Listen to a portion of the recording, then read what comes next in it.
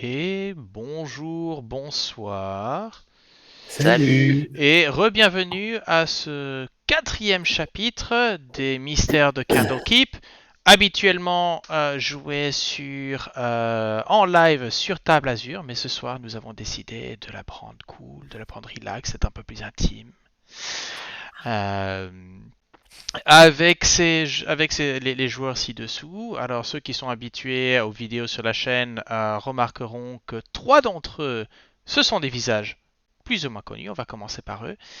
Donc si Neko, tu veux bien, petite présentation de toi. Ouais. Salut, moi c'est Neko. Je fais du JDR depuis une dizaine d'années. Je masterise beaucoup et ça fait maintenant plus d'un an que je joue avec Generic du coup. Et autant commencer les présentations tout de suite. Est-ce que tu peux nous présenter un petit peu le personnage que tu vas jouer ce soir? Alors ce soir je joue Famere. Je suis du coup une demi-elfe mage qui s'est spécialisée dans... Alors, je suis pas en français mais je suis scribe je C'est crois, c'est ça? l'ordre des scribes, oui. C'est ça, l'ordre des scribes. Donc, c'est une juriste qui travaille du coup à Candlekeep comme, comment dire, sur le terrain, hein, c'est-à-dire qu'elle est à la fois, voilà, pour enquêter, mais surtout pour aller donner son avis sur tout et tout le monde, sur ce qui se passe un petit peu. Voilà, elle fait partie du coup des mercenaires de terrain, on va dire. D'accord. Voilà, voilà. Ok. Ensuite, Arconte. Salut, moi tout comme Neko, je fais du GDR depuis à peu près une dizaine d'années et j'ai commencé à jouer avec Generic GM, pareil, depuis environ un an, vu que je suis à peu près sur les mêmes tables en fait. Et du coup, ce soir, j'incarnerai Mazorlim, un nain artificier faisant partie du coup des équipes de patrouille à l'intérieur de Candlekeep. Du coup, pareil, plutôt, enfin pas un mercenaire, mais plutôt un homme de terrain aussi. Il va donner son avis, mais sur d'autres sujets que effectivement la littérature enfin pas la littérature, les gens et leurs affaires juridiques. Ça va être D'accord. plutôt mécanique. Ok. Alors, personne suivante. Est-ce que tu préfères que je t'appelle par ton nom ou le nom de ta chaîne, Sphinx? Comme tu veux, il n'y a pas de problème. Spin, ça me convient très bien. Ah, ok, bah Sphinx, bah écoute, dis-nous, parce que toi, justement, on parlait de la chaîne, donc toi, tu es nouveau tu es nouveau à l'équipe. C'est la première fois que je t'ai à une de mes tables, donc bienvenue. Plus longtemps qu'on en parle, il était temps. Donc raconte-nous, qui es-tu, où est-ce qu'on peut te trouver? Alors, donc moi je suis Sphinx. Je fais maintenant du jeu de rôle sur table depuis pas si long que ça, moi je pense que ça va faire 5-6 ans. Pas plus que ça. Eh ouais, je suis un jeune. Je maîtrise Night depuis un peu plus de 2 ans maintenant. Non, ça va faire 2 ans. Sur une chaîne qu'on a créée avec d'autres amis qui est Je peux pas JDR. Voilà. Et il est On possible que... va voir de ce qu'on veut. Et il est possible que Générique débarque aussi un petit peu sur la table. Voilà, ceci n'est pas du tout un crossover intéressé. Non. Pas du tout. Et alors, parle-nous de ton personnage pour ce soir. Alors, mon personnage ce soir, ce sera Wipe. Wipe, c'est un Kenku, archéologue, druide. Voilà. Voilà. Avec une En belle fait, cible sur le dos. avec une belle cible sur le dos. Oui, ce que vous à la maison vous voyez, mais que mes joueurs ne voient pas forcément, c'est que en plus de créer leur personnage sur D&D Beyond, je leur demande de créer leur personnage sur Hero Forge, comme ça vous avez une belle représentation là maintenant actuellement. Ces statuettes seront bientôt en vente. Non, je rigole. Euh, et Voilà, dernière. Hmm. il y a moyen, je l'imprimante. Ah bah, écoute, hein, on Oh, verra. bien vu. Voilà. Merchandising. Euh, et dernièrement, alors pas un nouveau venu sur la chaîne parce que vous l'avez déjà vu sur notre table de Sion. Mais c'est la première fois que je l'ai sous ma coupe. Et la première fois presque qu'il fait du don. Je crois que c'est l'une des premières fois que tu fais de la 5e édition, Non. toi, Tawa. Non ? La 5e édition, ouais, c'est la première fois. Ok. Donc, soyez patient avec lui, en tout cas plus patient que moi. Euh, voilà. On est Et dans la est-ce merde. que tu peux nous parler un petit peu de Votzot ? Oui.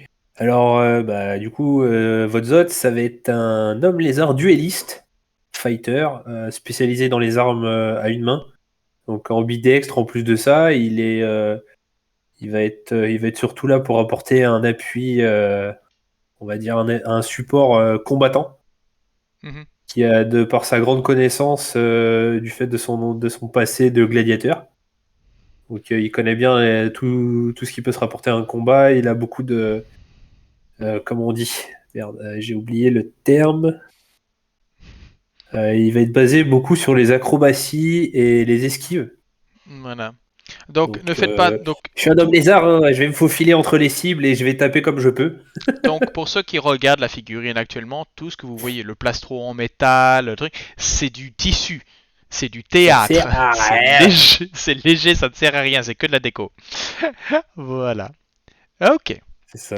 Alors, Si ça servait à quelque chose, on le saurait. J'ai 17 de CA sans armure.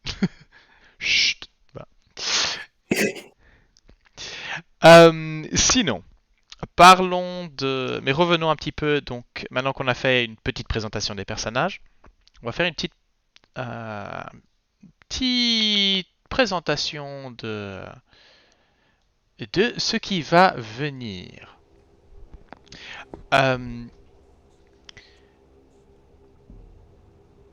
Candlekeep est beaucoup de choses. Candlekeep est une forteresse. Candlekeep est un temple dédié à Ogma, le dieu du savoir. Mais avant tout, Candlekeep est une bibliothèque. La bibliothèque. Elle existe dans de nombreux espaces en 4, 5, 8 dimensions. Il y a des rumeurs qu'elle existe sur de multiples plans divers et variés au travers du multivers. Mais une chose est sûre, que quelle que soit son incarnation dans les différents mondes, les gens y viennent pour apprendre, pour découvrir et pour apporter du savoir. Car si vous, en tant qu'employé de Candlekeep, en tant que mercenaire pour divers services, eh bien, chaque entrée au sein de la forteresse se doit d'être payée, et cela par un nouveau livre, une nouvelle édition ou une nouvelle forme de savoir. Et c'est là que vous rentrez en compte. Car le système n'est pas parfait. Et parfois, il y en a certains qui arrivent à resquiller d'une manière ou d'une autre. Et votre but à vous, 4, c'est souvent d'aller récupérer le livre emprunté, le livre caché, le livre parfois volé. Candlekeep, on va attendre que Tawa revienne, donc je vais meubler.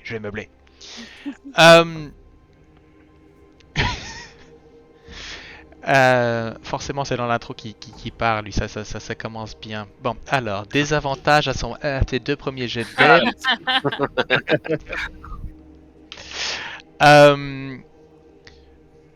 Candlekeep se trouve... La version de Candlekeep que vous occupez actuellement se trouve sur la côte des épées. La célèbre... le lieu de nombreuses pièces importantes de l'histoire de Toril se sont passées sur cette côte, entre Waterdeep et Neverwinter, Baldur's Gate, Elturel et bien entendu Candlekeep. Aujourd'hui, vous vous trouvez appelé de vos diverses tâches variées vers le... Alors, on va juste attendre. S'il veut bien. Je veux bien remettre son casque. Habituellement, je me dis, les gros problèmes de faire ça en live, c'est qu'on a ce genre de choses, vu qu'on n'a pas forcément Mais- sur l'enregistrement. Mais je ne vais pas arrêter l'enregistrement pour que tout le monde voit. Mais bien justement, vous savez quoi? Parlons-en. On va faire la petite intro. On va faire une intro un peu de manière différente. Neko. Oui. À ces heures habituelles, où est-ce qu'on peut trouver Famara?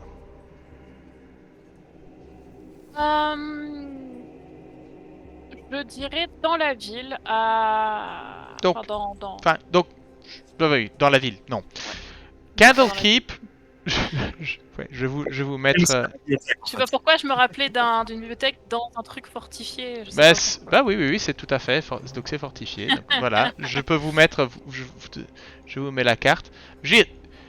Oui, voilà, d'accord. Ok, c'est un village, une librairie village, quoi. C'est. Faut une des manières dont j'aime bien décrire l'endroit, c'est penser au Mont Saint-Michel si l'intérieur était creux et rempli de bouquins. C'est ça. Voilà. Donc, et bien entendu, étant donné que Candlekeep est un endroit de magie, forcément, l'espace est Excusez-moi. très tardif. Hein, Donc, où est-ce qu'on peut te trouver? Donc, c'était pas dans la ville, mais un peu partout dans Candlekeep, voilà, excuse-moi. Elle va surtout, en fait, aider les gens à régler des problèmes. Alors, pas que des problèmes juridiques, hein, ça va vraiment être quelqu'un qui va donner des petits coups de main à droite à gauche et qui va se servir de ses capacités mentales pour aider les gens à régler leurs problèmes. D'accord. Donc là, ça va être des soucis liés à la gestion, du coup, de la bibliothèque, mais quand même. Et là, ici, en cet instant-ci, où est-ce qu'on la trouve? Ah. Oh bah là, à mon avis... Tu dis? L'étagère Z. Ouais, voilà. En 2B. Sol 3. Là, actuellement, elle est en train de se balader un petit peu, prendre un petit peu le soleil, parce que, mine de rien, enfin, s'il y a du soleil, en tout cas, prendre l'air, et de se laisser un petit peu porter à regarder ce que les gens font autour d'elle. Donc, elle est en train de marcher entre les bâtiments.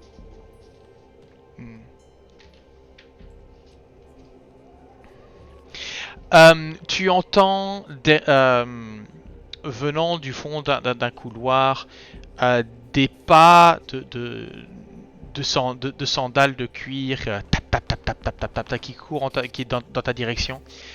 Et c'est un acolyte portant la cape verte qui annonce son appartenance au libraire et qui arrive et qui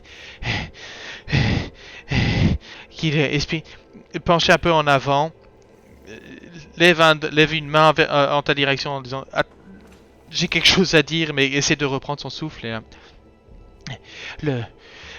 le sage Mithal vous attend. Et si vous voulez bien me suivre, vous êtes la première de 4 personnes que je dois... vous sauriez pas où se trouve votre zot par hasard? A priori, si elle les connaît bien, elle pourrait essayer de deviner où ils sont. Se servir de ses capacités d'investigatrice pour se dire telle personne à tel endroit. Ok. Votre zot, où est-ce qu'on te trouverait? Oh, la plupart du temps dans les... On va dire dans les campements de... Pas de garde, mais à des endroits où il y a moyen de se faire de l'argent facilement. On va dire dans les bas quartiers. Il n'y a pas vraiment de... Oui, il n'y a pas vraiment de bas quartier. Merde. Si, La basse librairie. Ouais, je peux imaginer que quelque part dans Tu vois Candlekeep... Fight Club? Oui, il y a probablement un Fight Club quelque part. À l'entrée, là, près du forgeron des étables.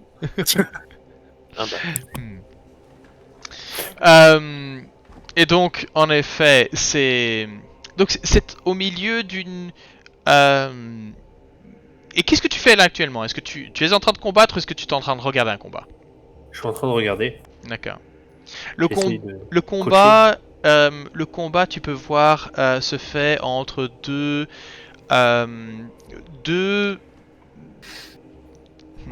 C'est un combat qui est moins un combat de joute ou combat tonel que, en fait, un enseignement.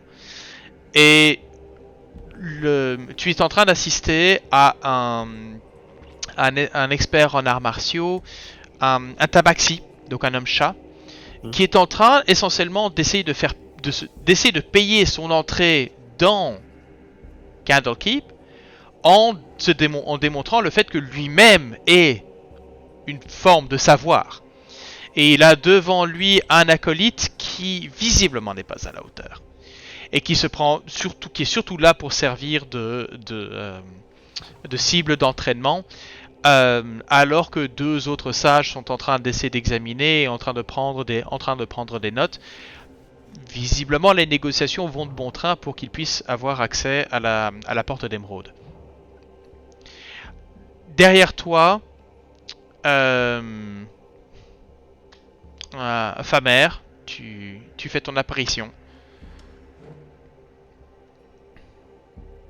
Et tu Hey. Ah, c'est toi, salut.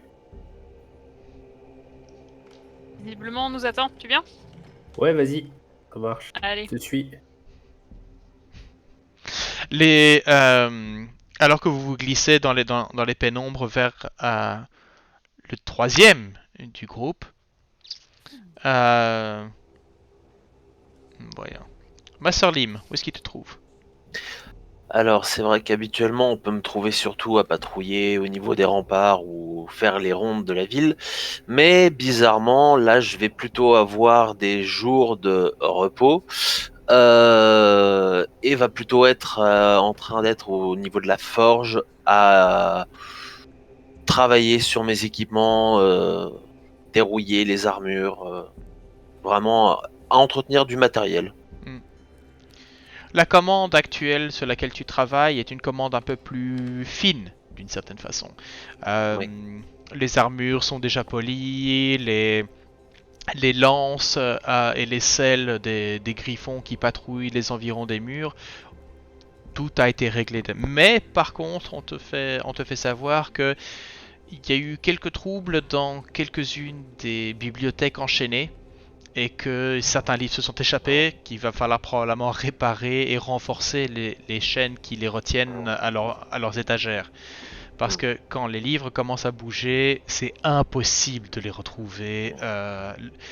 Déjà que Candlekeep, chaque grand sage arrive avec sa propre méthode d'archivage, mais donc décide de réorganiser la classification des livres au sein des bibliothèques. Le problème, c'est que avec les millénaires de livres c'est chaque fois, ils font les choses à 3/4, à 1%, 2%, 3% à la limite. Et donc, les classifications ici, c'est absolument impossible. Mais, de temps en temps, tu t'arrives à te rappeler où se trouve un livre. Mais si ce livre a commencé à prendre des ailes de lui-même, il n'y a plus moyen. C'est le chaos. Et le chaos ne conduit pas au savoir. Et donc, c'est non pas sur une enclume, mais sur un atelier de ciselage presque de bijoutier, en fait, que tes deux compagnons te retrouvent. T'entends un sifflement derrière toi que tu as l'habitude d'entendre parce que souvent il y a du bruit, alors pour se faire entendre de toi c'est compliqué. Donc tu entends siffler. Du coup, je me retourne. Tiens, qu'est-ce que vous faites là? Nous avons un accent. Nous avons un accent. Tant qu'à faire, je vais faire l'accent. Ah non, ça c'est pas possible. Oui, c'est parce que j'adore cet accent.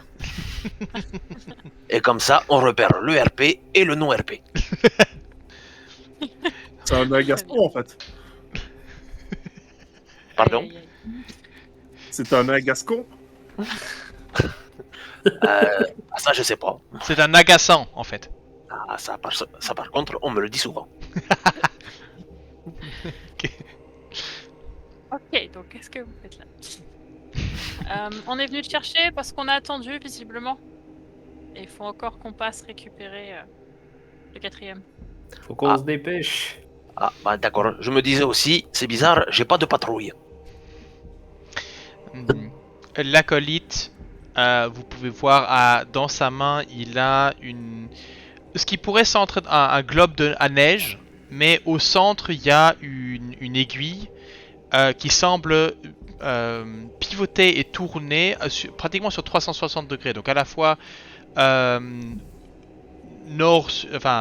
manière horizontale, mais aussi de manière verticale. Et Au sol 3D. voilà, boussole 3D. Certaines personnes pourraient appeler ça un log pose, mais bon, on a des problèmes de copyright. Et vous voyez que pour la 4e personne, l'aiguille indique vers le bas. Et puis là, non, j'aurais espéré ne pas... bon, ben, il faut bien y aller, si vous voulez bien me suivre. Très Whip, bien.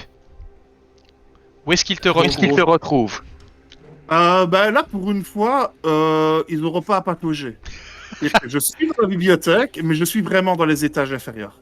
Je suis vraiment dans le bas de la bibliothèque, là où ça peut être le plus humide, où les livres ont le plus besoin de mes soins, pour le coup.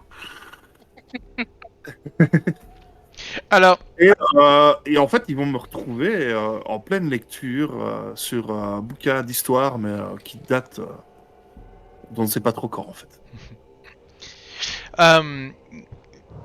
s'il devait descendre à pied jusqu'au plus bas des étages de Candlekeep, il y en aurait probablement pour plusieurs semaines de marche.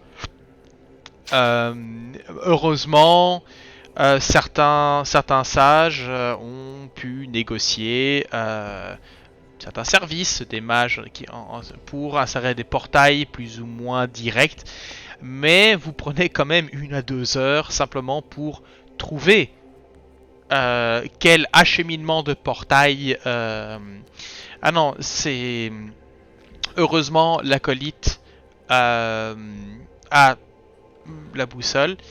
Vous avez d'ailleurs vous croisez à plusieurs reprises des minotaures dont le rôle est justement de tracer et de cartographier les différents portails qui ont tendance à bouger, les bibliothèques qui ont tendance à bouger, il y a des ailes entières qui apparaissent et disparaissent, et donc il y a tout un pan du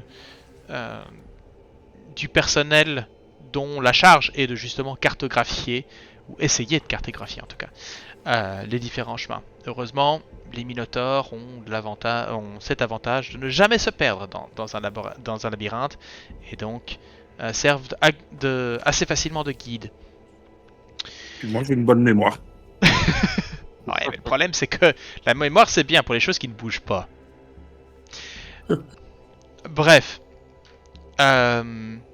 Et donc ce sont ces 4 paires de pas qui te retrouvent derrière toi.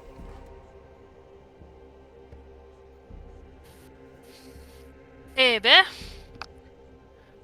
pas évident de te trouver. Hein? Ah, vous Bien, êtes... bien le bonjour. Salut. Bonjour!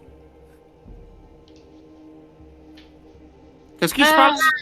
Alors, 3 fois de suite. Il faut on nous attend en fait, on nous a fait appeler. Donc si tu veux bien nous suivre et sortir d'ici. Ouais, ok. Allez. Et là, je passe ma main au-dessus du livre. Et tous les spores de champignons de ça qui sont dessus forment une espèce de marque-page, en fait. Tu fais pousser un marque-page. Bien vu, bien vu. Je repose à la bibliothèque. C'est que cette fantaisie. Oh, c'est pas mal ça. Vous avez son rôle rempli, l'acolyte décide de vous ramener vers la surface, ou plus précisément en fait, ce qu'il vous demande c'est de placer tous les 4 la main sur le globe, et ce qu'il va faire c'est que vous voyez il a un petit moment de concentration, et puis vous le voyez qui fait 3, 2, 1 et vouf, il y a un sentiment de vertige alors que vous tombez vers la sphère. Et la sphère, on voit à l'écran les 5 formes disparaître dans la sphère. La sphère restait en suspension un court instant, une fraction de seconde, dans l'air avant de tomber au sol et de s'éclater. Et avant qu'on ne change de truc, on voit juste une petite main griffue, probablement de Cobalt, ramasser les morceaux, les mettre dans une besace et disparaître dans l'ombre. Vous vous retrouvez tous les 5 dans une salle de lecture. Plutôt cosue, plutôt bien aménagée. Vous pouvez voir que dans un coin de la pièce, il y a une fenêtre visiblement enchantée. Pour donner un air de l'extérieur, mais vous vous rendez compte que par rapport à l'autre fenêtre, où vous voyez un soleil levé, celle-ci, vous voyez justement le soleil à son zénith. Et probablement une scène d'hiver. Probablement le Neverwinter. Et alors que vous regardez autour, vous vous rendez compte que ces fenêtres sont en fait encadrées comme des tableaux. Et des portails ou des illusions donnant sur des paysages un peu partout sur la côte des épées et sur différentes régions du continent. Devant vous, assis à son bureau, se trouve le sage Meilleur, un nain qui approche quand même sa majorité. Chez les nains, la majorité c'est 200-300 ans. Pas encore de poils gris, mais voilà. En train de furieusement noter quelque chose. Vous pouvez voir qu'il a une pile de papier. Vous avez 2 piles de papier qui de chaque côté du bureau semblent créer 2 tours. Et vous le voyez qu'il y a une page qui descend.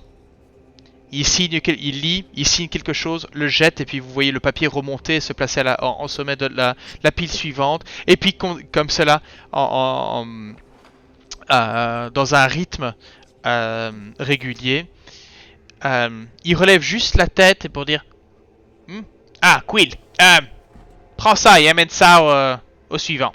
Et vous voyez l'acolyte qui vous avait accompagné, un peu essoufflé toujours par son truc, attraper la 2e pile et commence à se diriger vers la porte avec cette immense pile de papier qui lui dépasse la tête de facilement 20 à 30 cm. Au final, c'est pas mal de nous chercher. Mais dès que la porte s'est refermée derrière lui, et Meilleur n'arrête pas. Hein, c'est toujours qui descend, qui descend cette fois-ci plus bas, et puis vous voyez la pile qui continue à descendre et remonter. Le truc c'est que la pile de base, semble diminuer, mais à un rythme beaucoup moins que l'autre qui semble remonter. Comme les assiettes, il y a un système pour faire remonter et faire apparaître des feuilles en dessous. Ouais, Peut-être. Voilà. Mais alors, ça c'est certainement ce que beaucoup... quelqu'un de cartésien pourrait dire qu'il y a probablement quelque chose de mécanique en dessous. Oui. Mais Famer, toi tu sais en fait ce qui se passe. C'est qu'en fait, à chaque fois qu'il signe, il signe en triple. Et donc c'est chaque fois, il y a une page qui descend, il y en a 3 qui remontent. l'administration d'un Candlekeep. Ouais. Les économies de papier. Bon, excusez-moi, pardonnez-moi si je ne m'arrête pas, j'ai beaucoup de travail. Nous avons une petite tâche à vous proposer, un petit trouble qui est arrivé tout à l'heure. Enfin, trouble. C'est le 3e cas en quelques jours et j'aimerais que vous jetiez un coup d'œil, que vous en appreniez le fin mot de cette histoire. 2 acolytes se sont fait attaquer ce matin. Ce matin? Oui, c'était hier. Pas sûr. Ah, il y a quelque temps. Ils prétendent qu'un livre leur est... Alors qu'ils essayaient de le ranger et de le classifier en tout cas, alors qu'ils le parcouraient, leur serait sauté au nez, se serait transformé dans une boule lumineuse ectoplasmique et l'aurait poursuivi à travers la moitié de la bibliothèque. En tout cas, l'aile dans laquelle ils étaient. Alors, ce n'est pas quelque chose de totalement anodin, même si c'est relativement fréquent, mais nous avons pu...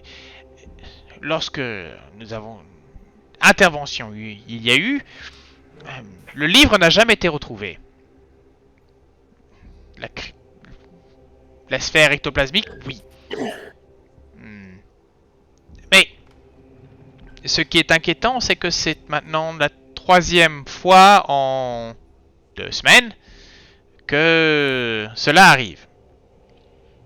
Vous savez, une fois c'est un accident, 2 fois c'est une coïncidence, 3 fois quelque chose de louche. Donc, autant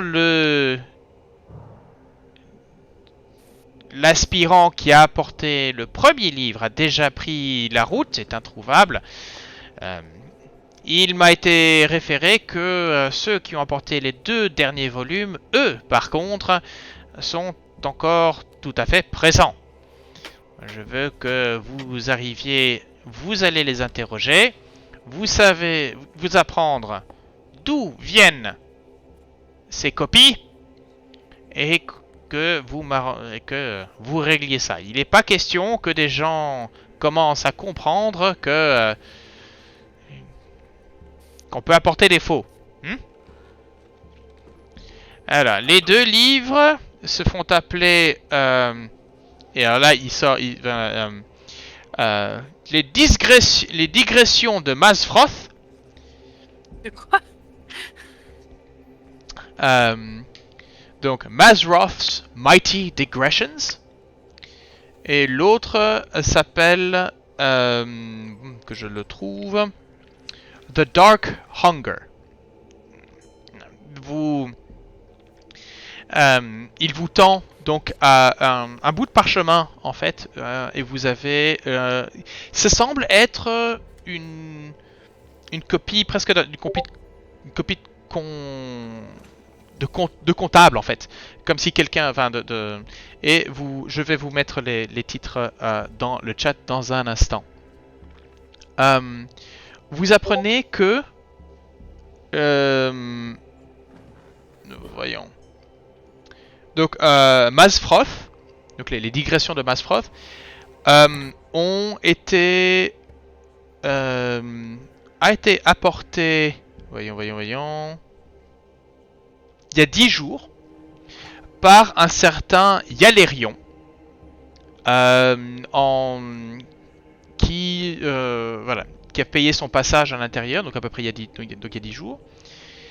Et le 2e livre, donc la fin sombre, par une certaine Valor. Voilà. Et ça t'est apporté il y a 13 jours. Donc un peu plus d'une semaine. Les semaines dans les royaumes oubliés sont des semaines de 10 jours. Beaucoup plus simple à compter que chez nous. La première personne. Donc la première Yalerion. version s'appelle Yalerion. Donc Yalerion.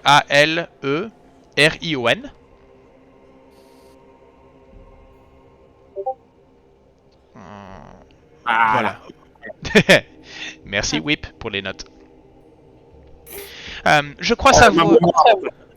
Je crois savoir que vous pourrez trouver les deux à la cour de l'air. Voilà. Bonne chasse et ramenez-moi des résultats rapidement. Bon. Et puis, il se replonge dans ses lectures et ses signatures.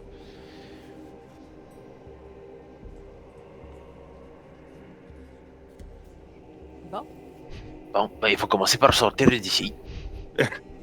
Oui, on va sortir de la pièce, évidemment.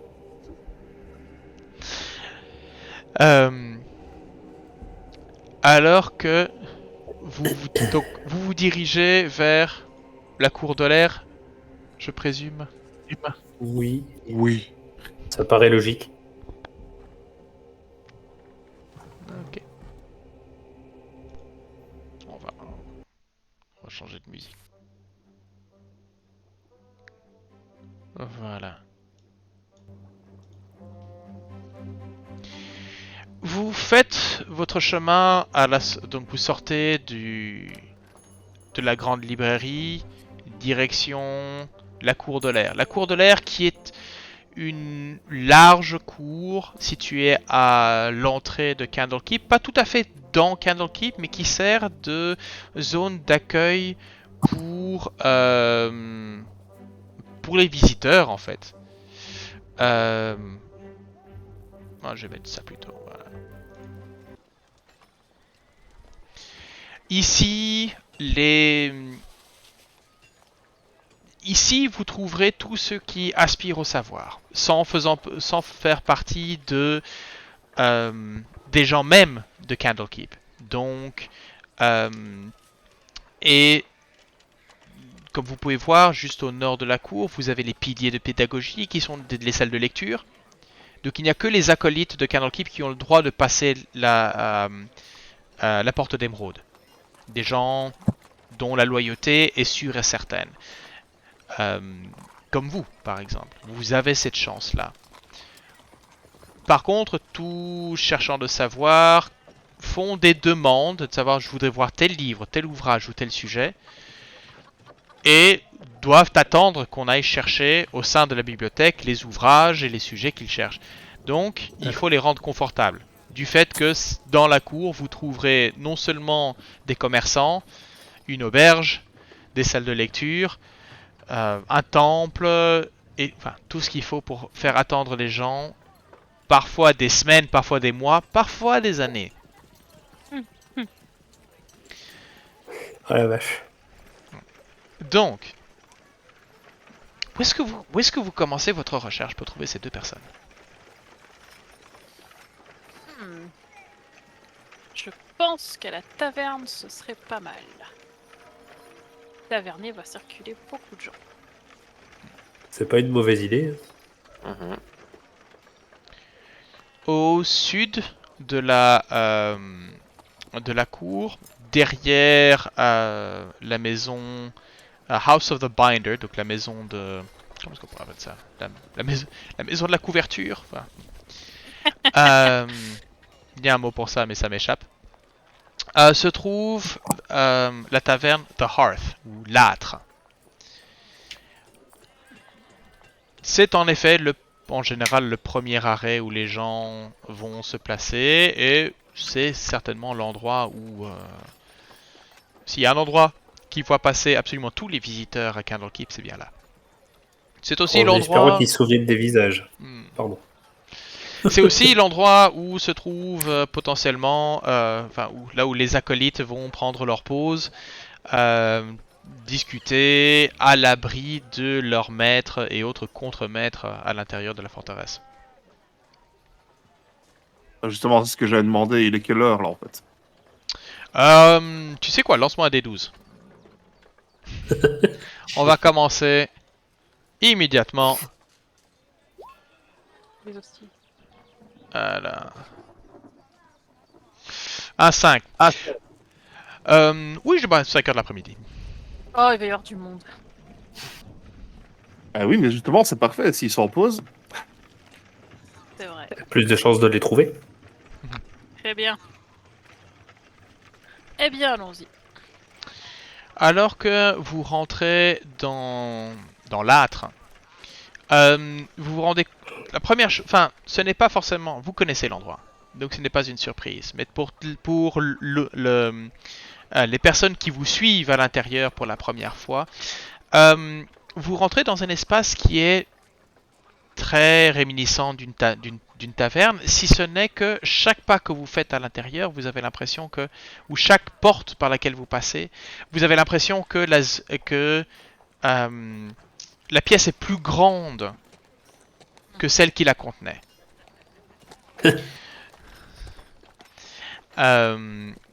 L'avantage, c'est que quand on n'a pas énormément d'espace, bah, on fait Il appel y à a de la la magie. magie là-dessous. Voilà. Derrière le bar, vous avez l'habituel tavernier, un homme d'une... Assez difficile de discerner son âge en fait. Certains disent qu'il est là depuis qu'il en a 50, d'autres disent qu'il en a 200 et qu'il a... C'est difficile de voir, mais un visage assez marqué par de cicatrices, comme s'il avait eu lui-même une vie d'aventurier à un certain moment. Ses bras sont ceux de quelqu'un qui a eu l'habitude de porter des choses. Même si chacun de ses gestes ce sont des gestes d'une grâce et d'une précision hors norme, si je puis dire. Vous le connaissez sous le nom de Regan.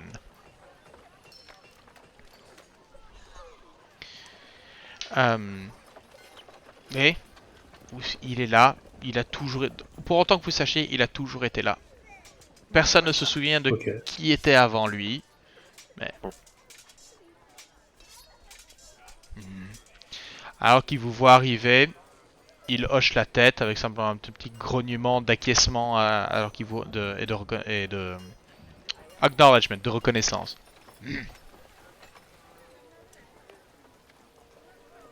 Et continue à passer un chiffon sur sur le bar qui semble être une immense plaque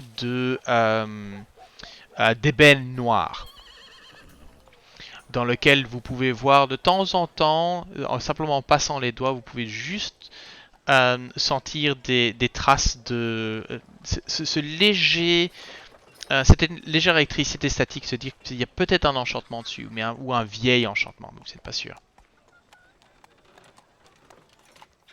Bien. Messieurs, quelqu'un fréquente peut-être plus cet établissement que moi, je vous en prie. Je ne comprends pas de quoi tu parles là. Moi non plus. Quelles sont vos boissons, parce que tout le monde est habitué ici, quelles sont vos boissons de choix?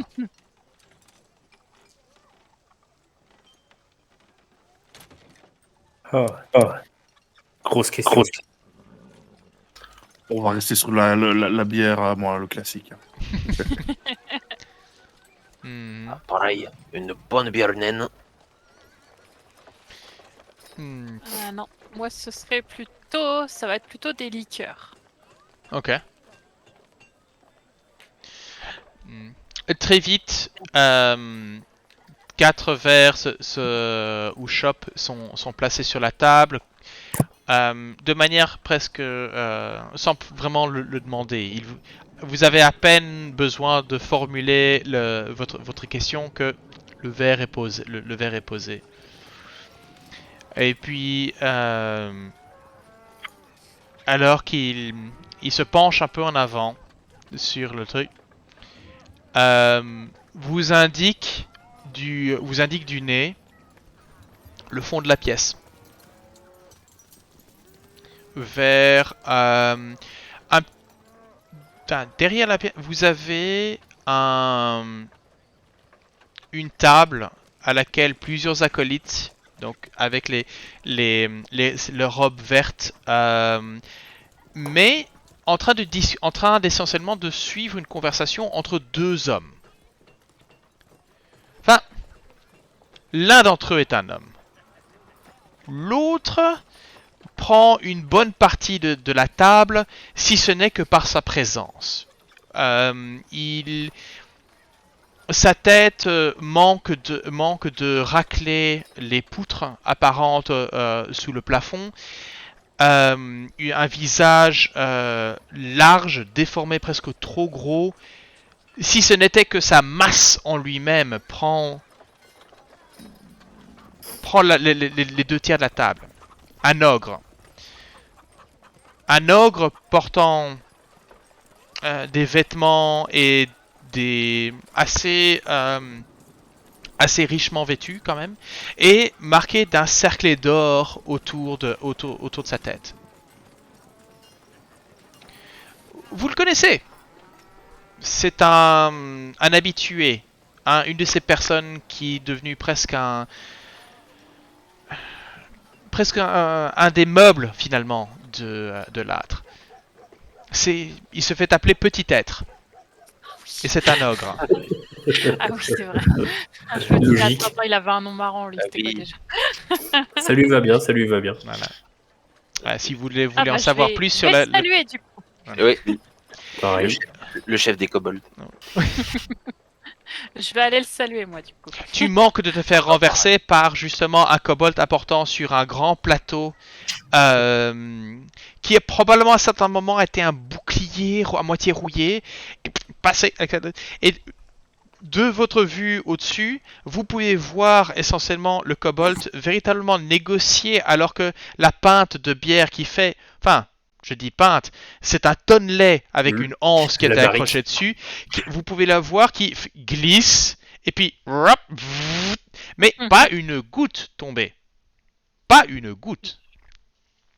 Je lui rappelle ce qu'il risque de faire tomber. Enfin, nous, je sais pas, on n'est pas des acolytes. Enfin, si, je sais pas, mais Alors, un membre de notre de notre grade. Par exemple. alors que tu commences à élever la voix vers le kobold qui est arrivé à la table, qui se retourne et fait écrase, et puis passe à autre chose. Ok, je le note dans mon carnet, ça. Je fais apparaître une plume d'un geste et je l'écris dans mon carnet. La discussion est animée entre Petit Être et cet homme et semble traiter d'un sujet d'histoire passée, mais en référence à une des célèbres prophéties d'Alondo. Alondo était un grand sage qui avait établi toute une série de prophéties et le grand passe-temps de beaucoup de sages est essentiellement d'essayer de relier telle prophétie à tel événement dans le passé pour essentiellement prouver que la prophétie était bien valable. Et là, apparemment, il y a toute une conversation sur l'interprétation de l'une de ces prophéties par rapport à la saga des enfants de Baal. Une période de troubles particulièrement violente sur la côte des épées, descendant jusqu'à la région de Amn, où les enfants, suite à sa mort, le dieu Baal a répandu sa semence d'une manière ou d'une autre, et ces enfants se sont fait la guerre sur tout le continent afin de se massacrer les uns les autres pour devenir le dernier à recevoir l'essence de leur père. Et il y a un Petit Être, et là joue un peu l'avocat du diable, à essayer de démontrer que l'argument de l'homme n'est pas particulièrement... ne concerne... montre un peu toutes les failles dans la démonstration de cet homme qui est très très agité tout d'un coup au fait que potentiellement on puisse rebuter ces théories, mais pas de manière méchante. Il a trouvé un partenaire avec qui discuter et puis mais surtout lui qui parle énormément alors que petit être est juste là à cligner de la tête ou répondre. Essayez peut-être d'y placer un mot de temps en temps. Voilà. Et en fait, vous vous doutez, vu les compétences du barman que vous avez en face de vous, le certain Yalerion High Scroll. C'est trop fort ce barman. Ouais. Très bien. Bah, du coup, moi, je vais essayer d'intervenir, si tu me permets, dans la discussion. Mhm. Parce que surtout, l'histoire, je le connais quand même. Donc, si je peux appuyer les dires de petit être, contrer quelques arguments et tout ça aussi. C'est un jeu dangereux. C'est amusant. C'est le meilleur moyen de se faire intéresser par la personne, je pense. Je l'aurais pas fait, je C'est l'aurais fait sûr. de toute façon.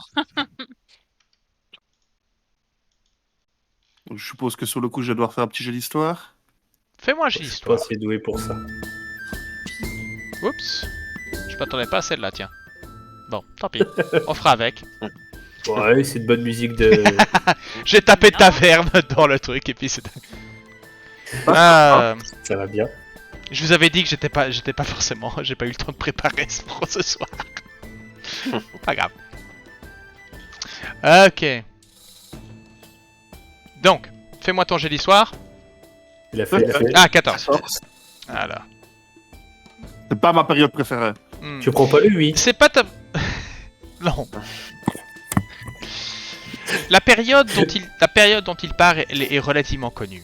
Et elle a été documentée par de nombreuses personnes, dont Elminster, qui a eu un rôle plus ou moins direct dans et là actuellement, le sujet sur lequel ils abordent est sur la nature du sage Gorion, qui est un résident de Candlekeep, et de son rôle sur l'éducation de deux des enfants de Baal, en fait, qu'il avait eu comme protégé. Enfin, un en particulier, et l'autre, une jeune femme du nom de Imoen, qui s'est avérée par la suite être... mais dont sa nature n'était pas révélée au tout début. Et donc, tout tourne sur un passage comme quoi l'enfant, enfin le protégé de Gorion, Gorion's Ward, qui avait quelque chose, enfin, sur la nature de cet être et de la relation qu'il avait avec lui, avec Candlekeep. Et que c'était ça, en fait, la raison pour laquelle il est à Candlekeep, c'est qu'il essaie d'en savoir un peu plus sur le sage.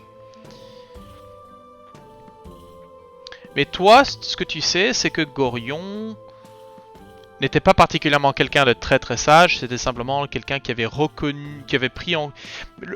tout l'aspect... Gorion était quelqu'un qui savait que ce jeune homme était un enfant de Baal.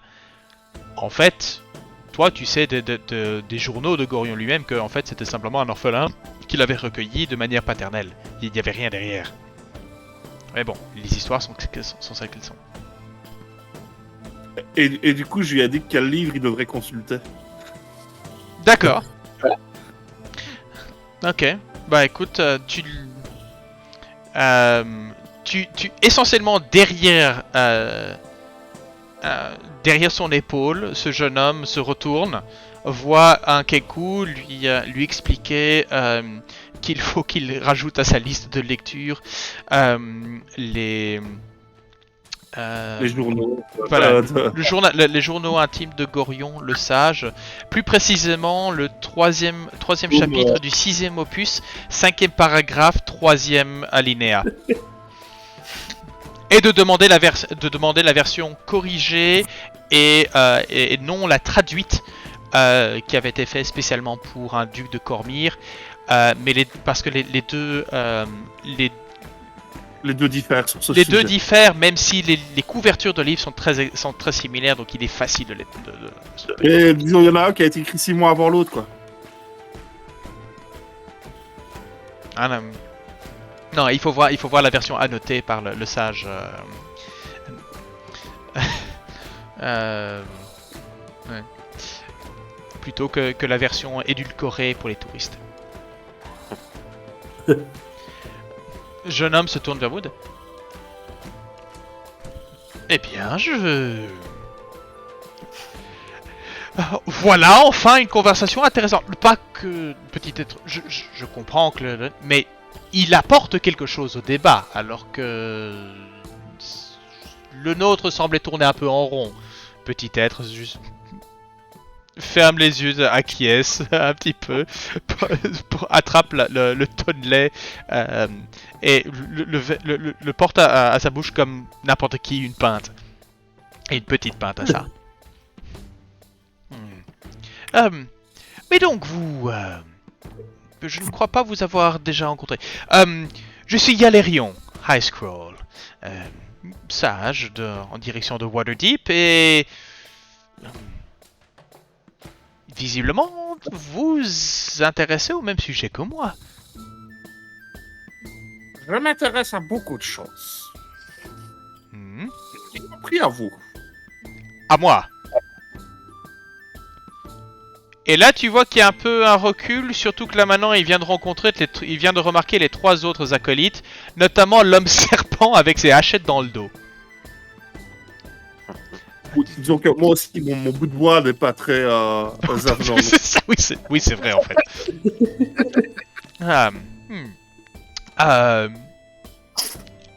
Y a-t-il un problème? Nous aimerions en savoir plus sur le livre que vous avez amené. Le livre que j'ai amené... Ah, le prix de passage. Oui. Fantastique ouvrage. J'ai eu l'occasion de le parcourir pendant mon trajet depuis Baldur's Gate. Vous l'avez lu? Je n'ai pas eu ce plaisir. Ah, non. c'est dommage. Il s'agit d'une série d'essais par un mage du nom de Mazort et qui enregistrait dans ce livre toutes sortes de choses qui l'intéressaient. Il était très mercurial en manière très lunatique. Il sautait d'un sujet, que ce soit par rapport aux transformations ou la lycanthropie. Tout sujet semblait l'intéresser. Mais très peu d'études en profondeur, je crois. Ah, curieux, quoi. Ah, curieux, certes, oui.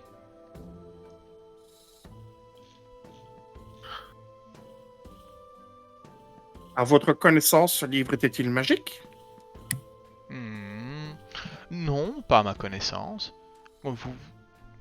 Non, pas à ma connaissance. Y a-t-il un problème avec le livre?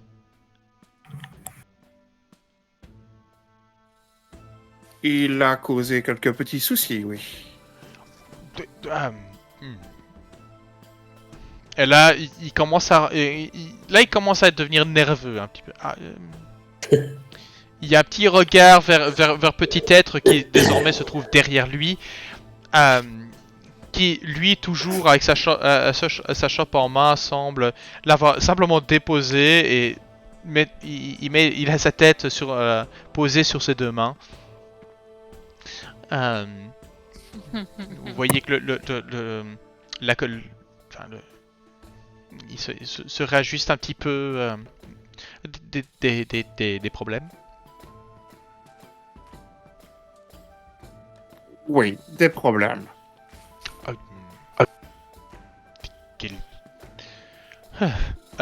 Quel genre de problème? Il a blessé certaines personnes.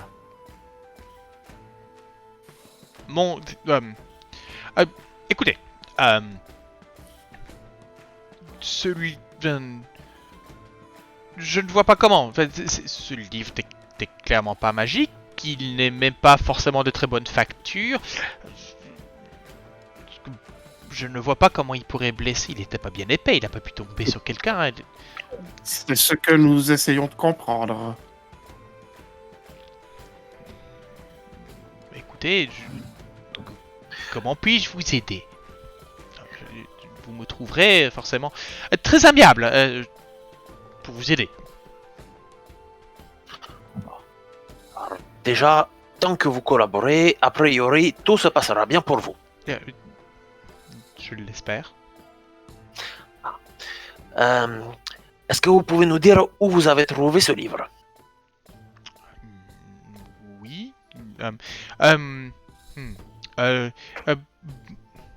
Baldur's Gate. Il y a quelques semaines. Oui, Baldur's Gate. C'est un petit vendeur de livres, un petit antiquaire dans le grand marché de Baldur's Gate. Le livre m'avait Son parlé. nom Avez-vous son nom à cet antiquaire?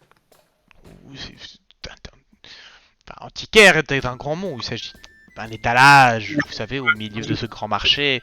De son magasin? Non, pas un. J'essaie de me rappeler Vous semblez avoir du mal à vous souvenir. Euh, Vous savez, c'était quelque chose. Je passais devant, je l'ai vu. C'était pas quelque. Ça se terminait en. Il y avait le mot dune, je crois. Quelque chose comme ça. Dans le nom ou dans le mot. Je n'ai pas fait vraiment attention. J'étais plus intéressé par les livres que véritablement par le vendeur, si vous comprenez. Surtout que. Comment dire? Les deux derrière me paraissaient très pressés, si vous voyez ce que je veux dire. Poussif. Vous voyez ce que je veux dire? Il faudrait peut-être faire un effort de mémoire, car selon l'article 53.10 alinéa 7, vous êtes responsable de tout dégât provoqué par votre don tant que nous n'avons pas prouvé que vous êtes innocent. Écoutez, certes, mais j'ai dit, le livre a été accepté, donc d'une certaine façon, la responsabilité passe à...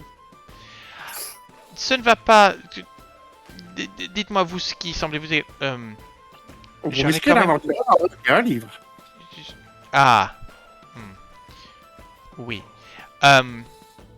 Voilà ce que je peux vous dire. Je ne peux pas vous dire exactement le nom de l'étalage, mais je peux vous dire qu'il s'agissait d'un étalage dans le grand marché de... et ce n'était pas dans le meilleur endroit. C'est pas dans le centre. Vous voyez ce que je veux dire? Un peu à l'écart. Je suis tombé dessus par hasard de mes méandres de mes recherches. Et il ne vous est rien arrivé de bizarre lors de la lecture de ce livre? Non. Vous l'avez lu en entier? Oui. Je me rapproche de lui discrètement et je lui pose ma main sur son épaule. Vous n'avez Il a- pas il a- il a- vraiment l'air sûr. Répète-moi ça. Vous n'avez pas l'air sûr. Je l'ai lu en diagonale. Les sujets ne m'intéressaient pas plus que ça. Vous avez acheté un livre qui ne vous intéressait pas? Il n'y avait pas vraiment des titres. J'ai vu le nom de Madrov, je connais ce sage. Voilà. Tous les auteurs n'écrivent pas toujours sur les mêmes sujets et vous n'avez jamais été déçu par un auteur que vous aimez bien? Moi, je lis pas beaucoup. Ça arrive en... Parce que j'aime bien, non. Il y a un moment où toutes les... quand je dis je ne lis pas beaucoup, il y a tout le monde qui se... il y a toutes les têtes de la salle qui se tournent vers toi, Vodzot, remarquent que c'est toi et puis ils se disent oui c'est normal et puis... Non, j'allais dire, il plaisante, bien sûr. Oh, je me documente, mais sur des livres de guerre, bien sûr. Pas d'habitude. Oh, mais je commence à lui appuyer un peu plus sur l'épaule pour lui Non, dire d'en dire plus. il essaie de fléchir. Il peut pas. Ok, il y a la main et puis il n'ose pas. Il devient tétanisé alors que, alors que les griffes se posent sur son épaule. C'est comme ça. C'est tout ce que je peux vraiment vous dire. Non, si. Enfin, Tous les détails sont importants. le- je peux vous parler du contenu du livre, mais pas beaucoup plus que ça. J'étais de passage par Baldur's Gate en direction de Candlekeep. Je me promenais et je suis tombé sur cet étalage. J'ai vu le nom de Mazroth sur l'envers de couverture et je me suis dit que ça pourrait servir de pièce d'entrée. Oui, ça se conçoit. Les gens savaient que vous allez venir ici? J'en ai pas. C'est possible. Oui. Et cet étal, vous êtes tombé dessus ou on vous l'a indiqué? Ah non, je suis tombé dessus. Même si comme je dis, les deux vendeurs étaient poussifs, ils semblaient. C'est. Il voulait vendre le livre en question? Oui. Non, mais C'est il faut comprendre les deux choses. Sur la rouge. À Baldur's Gate, surtout dans, il n'est pas, il n'est pas un. Enfin, on trouve souvent des objets volés, vous voyez, de d'autres collections. C'est pour ça que on m'avait conseillé d'y faire un tour. Beaucoup de collections privées et de ou autres qui se font dérober ou qui disparaissent en voyage, souvent se retrouvent Oui, on avait dans ces compris zones-là. que vous aviez été au marché noir. On a compris. Ah non, pas jusque là, mais non, collection Écoutez, privée, revendeur. La question n'est pas là. On ne Est-ce va que pas vous d'autres- arrêter pour ça. Est-ce que d'autres personnes ont eu accès au livre après votre achat et avant de venir faire votre don? Tout à fait. Non. Je ne voyageais pas particulièrement avec des gens lettrés. Hein? Oui, j'ai parcouru une partie du chemin avec avec ce qu'on peut appeler potentiellement des aventuriers, autres et puis arrivé à la voie du lion, je suis remonté seul. Non, je vous assure que ce livre ne m'a pas quitté. Très bien. Je relâche mon détrote. Vous voyez que physiquement, il se relâche. Il avait peur d'être mangé. Pendant la discussion, ce que je vais faire aussi, c'est regarder un petit peu ce qu'il boit. S'il y a beaucoup de verres devant lui, beaucoup de verres vides, ou si c'est quelqu'un qui boit beaucoup, tout simplement. Tu sais quoi, fais-moi jet d'un... On va mettre ça sur le compte d'investigation. Ouais.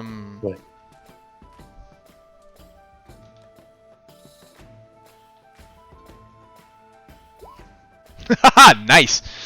Ah, vache. Non. Ça, c'est un bon jeu. Voilà. Je dirais que quand tu l'examines, tu vois que c'est quelqu'un qui... Autant c'est clairement que c'est un lettré, mais tu vois que c'est quelqu'un qui a qui a passé beaucoup de temps sur la route et qui est à l'aise sur la route. Les vêtements sont des vêtements de bonne facture, pas trop riches, pas trop élimés, mais le cuir de ses bottes est vieilli, les vêtements sont des vêtements de confortables pour la saison, la cape qui est dressée au-dessus et c'est quelqu'un qui met le côté pratique en avant par rapport aux fioritures. Donc c'est pas un barde itinérant, mais c'est quelqu'un qui fait de la route. C'est pas quelqu'un de l'apparat, c'est plus. Non, c'est quelqu'un qui fait dans le concret. En tout cas pour ses habitudes de voyage.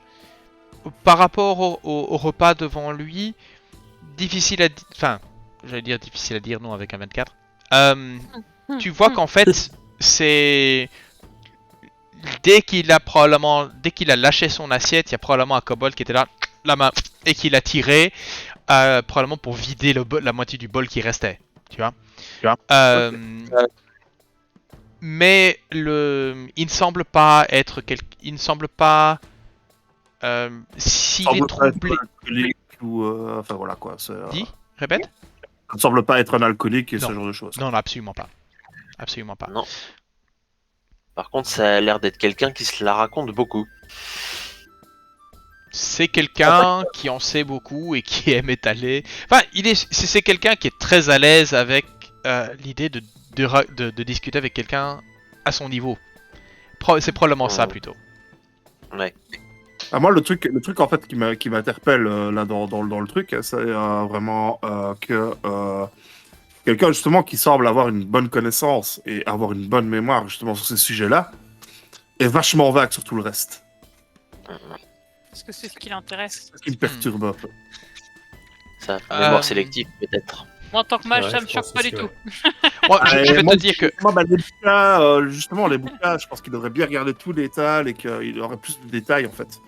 Et justement, s'il trouvait que c'était une bonne adresse justement pour trouver des livres un peu rares et qu'on ne trouve pas partout, il aurait retenu le nom de l'échoppe. Mais effectivement, vu que c'est du marché noir, il voudrait pas se faire pincer pour contrebande. Ouais, ça aussi. Oui, clairement. C'est clairement pour ça qu'il est vague au niveau de la provenance du livre. Moi, je lui proposerais bien de nous emmener là où il l'a acheté. C'est à Baldur's Gate, il va pas y aller. Moi, j'allais lui proposer de ne pas quitter Candlekeep jusqu'à ce que nous ayons élucidé tout ça. Tu vois. De toute façon, moi, c'est très bien net. Je pense que les deux, de toute manière, ça va être les instructions qui vont être données aux gardes. Il est hors des questions qui sortent de Candlekeep avant qu'on ait terminé l'enquête. Hein. Ouais. Je pense que ça, c'est des ordres qui ont déjà dû être donnés. Ouais, mais moi, je vais par leur ceux qui ont- réexpliquer en face à eux. Ouais. Vous ne quittez pas les lieux. C'est ça. Tu quittes les lieux, t'es mort. donc vous savez du fait que pardon, excusez-moi. Donc voilà, il est arrivé. Non, donc pardon. Petite correction par rapport à tout à l'heure. Lui est arrivé il y a 5 jours et donc il a remis le livre il y a 5 jours. Mais par contre, lui dit que il vous dit qu'il a acheté le livre il y a 10 jours dans la partie nord du Wide, Marché de donc Baldur's Gate. le Wide qui était cette immense place au nord dans le nord de Baldur's Gate, qui est un immense marché en fait, qui est un labyrinthe, enfin de réputation, je pourrais dire que vous connaissez. C'est un véritable labyrinthe d'échoppes, d'étals, et qui régulièrement bouge en fait de par les gens qui démontent, qui remontent, qui bougent, etc. Donc c'est vraiment quelque chose qui bouge constamment. D'accord. Et c'est à la fois, alors tu parlais de marché noir, c'est pas un marché noir à proprement dit, mais un peu quand même, du fait de Oui, sa ok. nature tellement changeante et du fait que Baldur's Gate est une ville où si tu as l'argent pour graisser les paumes, le marché noir n'est pas si gris que ça. Ok. La légalité s'achète. Clairement. C'est pas étonnant. Non, Baldur's Gate est une ville. Autant Waterdeep, autant Candlekeep est est une ville de savoir et une ville, enfin façon de ville, pensez une ville universitaire où on boit peut-être un peu moins. Et Waterdeep est une cité de loi. Baldur's Gate est une cité d'autorité. Elle est actuellement gérée par une série de comtes, de ducs, dont le haut-duc a la fonction de haut-duc car il contrôle la force armée qui sert de police dans la ville de Baldur's Gate, et c'est le Flaming Fist, qui est à la base une compagnie de mercenaires.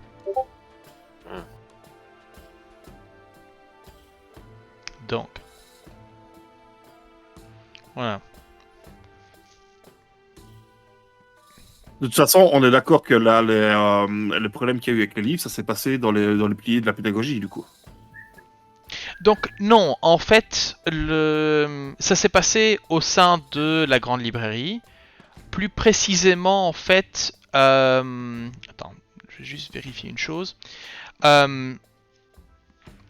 Donc, la manière dont ça se fait, les gens arrivent, présentent, et à l'entrée de Candlekeep, donc à l'entrée principale, se trouvent en fait 2 acolytes équipés d'un médaillon qui permet de scanner en fait le livre ou le document pour s'assurer s'il s'agissait de quelque chose de neuf.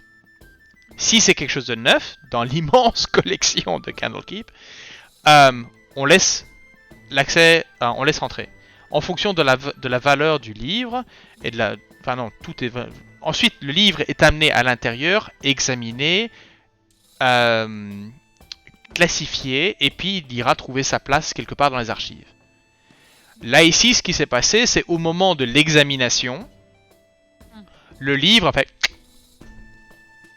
Enfin, ou plus précisément, le livre c'est. Le livre c'est. En fait, il s'est transformé en une espèce de boule semi-lumineuse, diffuse, et l'acolyte à côté a commencé à se sentir fatigué, comme si absorbé de sa substance, de sa source vitale.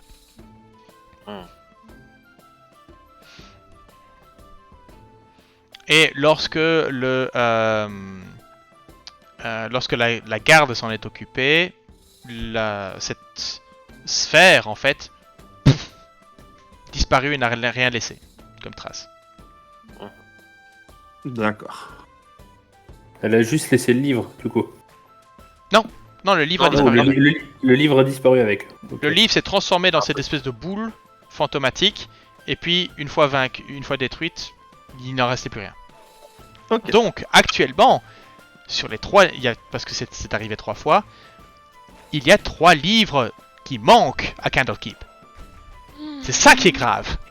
C'est ça qui est grave. C'est pas le fait qu'ils aient attaqué les acolytes, c'est le fait que ces livres n'existent plus dans l'inventaire. Oui. Ils ont été mis à l'inventaire et ils n'existent plus. Et ils ont servi à payer une transaction, et du coup, la transaction est. Bah, du coup, il n'y a plus. Enfin, on a donné quelque chose, on n'a pas en échange. C'est fou ça. On sait même pas c'est quoi le 3e livre, du coup. Je n'ai pas de... Enfin, de toute façon, le 3e livre, étant donné que le propriétaire, ou en tout cas le donateur est parti, n'a aucune importance. Ok. Et je n'ai pas les détails dans le bouquin, donc voilà. Très bien. Est-ce que vous avez encore des questions à poser à ce monsieur? Pas pour l'instant. Je pense pas que ce soit très utile de lui en poser d'autres. Okay. Voilà, donc en fait, ce qu'il vous dit, donc je peux compléter par rapport à ce qu'il vous disait sur la nature du marché en lui-même, The Wide. C'est que pratiquement vous pouvez trouver pratiquement n'importe quoi dans cet endroit. Il n'y a pas vraiment de... N'importe qui peut vendre un peu ce qu'il veut tant que c'est, entre guillemets, légal. Donc... c'est pas là que vous allez trouver de la contrebande ou qui va s'afficher comme de la contrebande. Mais bon, oui. Après ça, il y a toujours moyen de payer les gardes pour ne pas y faire trop attention.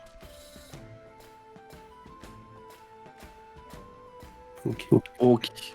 Donc c'est pas un lieu qui est inconnu, enfin voilà. C'est pas un lieu qui est non, c'est pas un lieu qui est inconnu. Mais c'est pas un, mais c'est un labyrinthe qui change qui change souvent. Donc même si vous avez pu vous donner à une position bien précise, le Oui. lendemain l'étal a peut-être changé de place.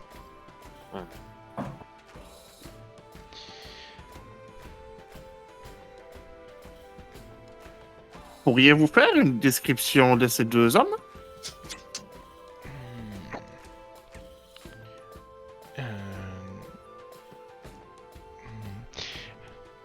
Le premier,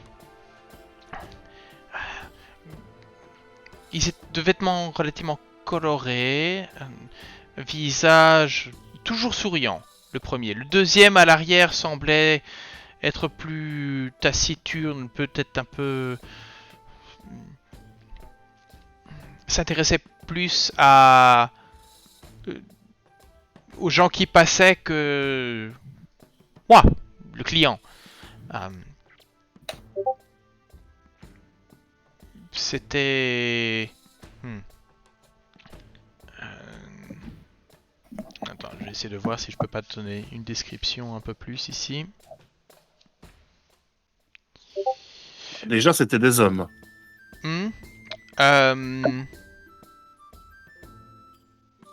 Alors... Voilà, oui, une chose, il était... je sais qu'il s'était présenté, il m'avait donné un nom. Rama. R-A-M-A-H. Le premier, ça, du coup. Oui, il était particulièrement enthousiaste. Mais clairement... clairement avant a plutôt essayé de vendre des livres qui avaient... Il les avait clairement pas lus. Plus quelqu'un qui essaie de... C'est pour ça que... Plus un marchand que... Et oui.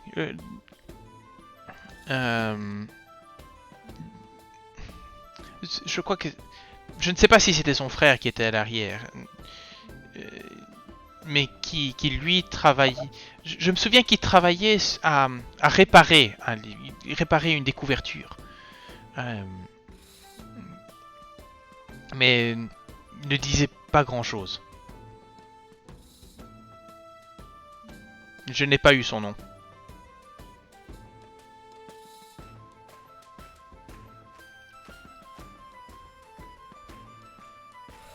Très bien. Moi, je pense qu'on a fait le tour. Je crois aussi. Bien, Nous Monsieur- avons toujours une autre personne à trouver. tout à fait. Monsieur, veuillez ne pas Oui. quitter Candlekeep avant la fin de cette enquête. Je Merci. comptais de toute façon encore rester quelques jours. Et est-ce que ça va être un problème pour des consultations? Pour l'instant, le don que vous avez fait à Candlekeep est inexistant. Jusqu'à ce qu'on démêle le vrai du faux. Bien sûr. On se retourne, regarde sa shop de cidre ou Et puis, Je crois Je qu'il crois- est dégoûté. je crois que je vais Mhm. demander quelque chose d'un peu plus fort. Hmm. La grosse paluche de petit être qui se pose sur une épaule. C'est une main de géant sur celle d'un enfant. Hein. C'est la main qui prend mais l'entièreté de l'épaule et une bonne partie du dos avec. Oh, ne t'inquiète pas, la compagnie est bonne ici. Donc, qu'est-ce que tu disais par rapport à la deuxième strophe? Parce que j'ai une autre théorie. Ok. Je pense qu'on peut s'en aller. Oui, je crois. Et là, tu vois, les autres commencent à partir, et moi, je suis là, je suis en train d'écouter la conversation, puis... puis j'y vais. Il y a ici. Au pire, on t'a chopé, tu sais, hop là, allez, viens là. Ah ouais, et je l'attrape, le corbac. Vous faites votre chemin vers... Où est-ce que vous allez? Là, moi, je Ah bah propose oui. de retourner au bar, de voir déjà si... de demander au patron si elle Si était vous là. êtes- Je pense que c'est une femme, hein, le deuxième. Valor, c'est ça? Alors, Yep. Ouais. On va lui demander. Hein.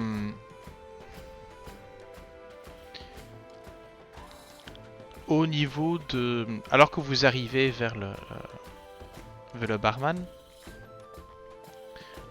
lui, vous pouvez voir qu'il est en train de... Il est en train de sortir d'une trappe située à l'arrière du bar. Vous pouvez voir qu'il est en train de sortir enfin, un repas en fait. Des bols avec enfin, une espèce de carbonade, on va dire. Et quelques verres qu'il place. Et vous pouvez voir qu'il place sur un petit étal et sur lequel il y a quelques marches qui montent pour que justement les kobolds puissent monter, attraper le repas et amener. Et les kobolds semblent savoir exactement où aller sans que le tavernier ait besoin de dire quoi que ce soit. Le tavernier, c'est déjà où on devait aller sans dire quoi que ce soit. Donc, C'est clair. il a l'habitude.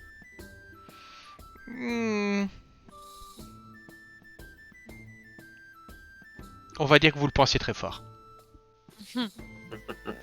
C'est ça. Très bien. Une chose autre, c'est que le barman en question, il y a des rumeurs comme quoi certaines personnes l'auraient entendu prononcer une phrase complète, mais infondée. Ah ouais, super.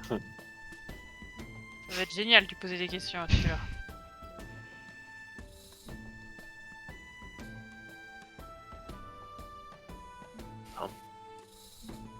Il s'y colle. Il y a d'autres endroits où poser des questions aussi, hein. Oui. C'est sûr. Est-ce qu'on sait ce qui est arrivé aux érudits qui ont inspecté les livres? Parce que les livres, eux, ont disparu. Les espèces de boules d'ectoplasme ont disparu, mais les érudits qui ont... Ils ont disparu avec? Il y a un érudit qui est mort. Les autres ont été, comme j'ai dit, fatigués, mais de manière vraiment pompée d'énergie, quoi. Ouais, ils ont pris une dépression en façon accélérée entre les dents, quoi. c'est pas vraiment comme pourrait être un sort de nécromancie ou quoi, du coup. Alors, ce serait plutôt autre chose. Alors, je peux vous dire que mécaniquement, ils se sont pas pris des dégâts de points de vie, ils se sont pris des niveaux d'épuisement. Donc c'est vraiment de la fatigue. Ouais. De l'énergie vitale plutôt que des blessures.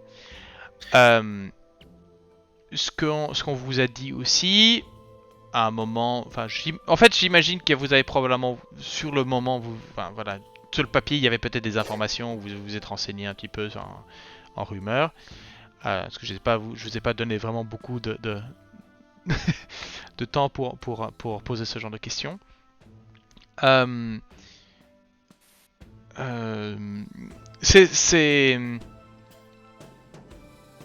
le fait que ce soit de manière assez rapprochée en matière de temps, mais aussi que ce soit... Ah oui, et alors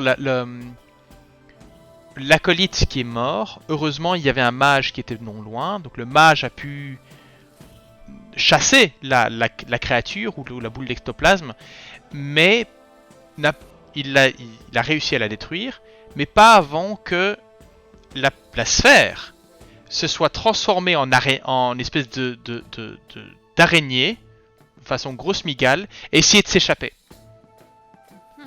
Et c'est à ce moment-là que le mage l'a détruit et que l'araignée a véritablement disparu en néant. Le mage qui est là, j'étais persuadé, ne la va pas taper aussi fort que ça.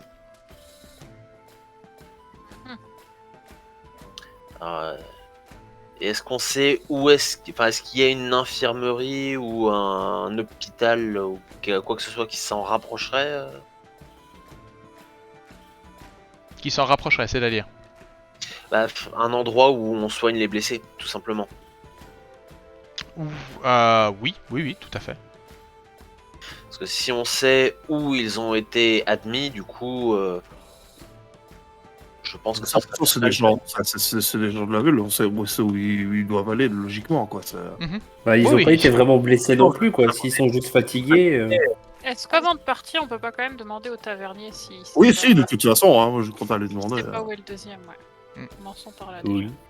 Ok. Je reprends juste son nom. C'est Valor.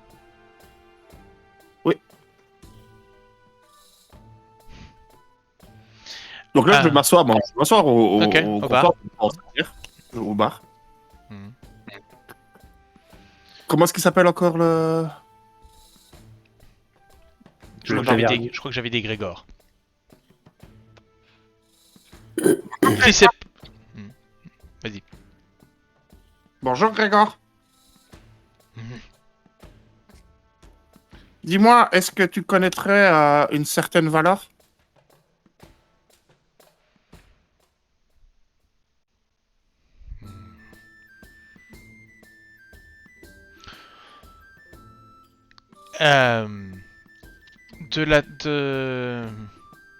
Il réfléchit un moment et tu vois qu'il parcourt un peu la pièce, un peu à la pièce des yeux. Et puis son regard tombe sur un des gardes en fait de la ville. Donc c'était équipé de côte de maille avec le tabard, avec le symbole dogma au niveau de la poitrine. Son casque a été posé à côté de sa chaise. Le long du mur, il y a une longue lance qui trahit le fait qu'il c'est probablement l'un des chevaucheurs de Griffon, mais t'es pas tout, ou en tout cas qui fait partie de ce régiment-là. T'es pas exactement certain. Mais probablement, il a l'air relativement jeune, peut-être début vingtaine, à peine. Et qui est là en train de prendre son repas en fait. Demande. Merci.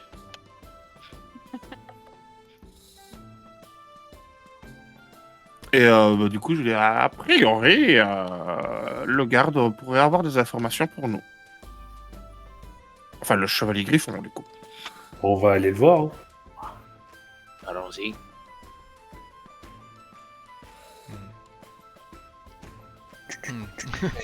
Traverser la pièce.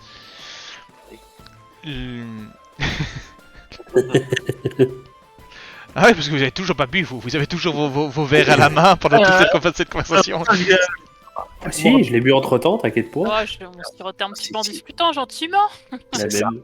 On va lamper.